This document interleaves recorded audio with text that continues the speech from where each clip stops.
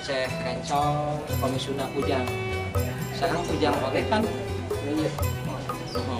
kujang oge kan lain sama barang rupi gitu.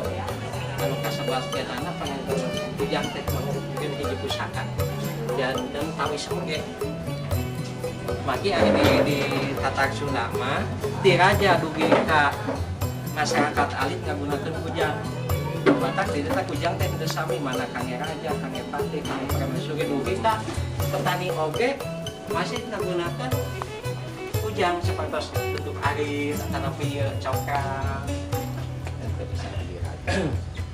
Oh, yang berdiraja. Tah yang tawisna ieu upami ieu mah ya. Diangse cobi. Masih kena minyak-minyak alam.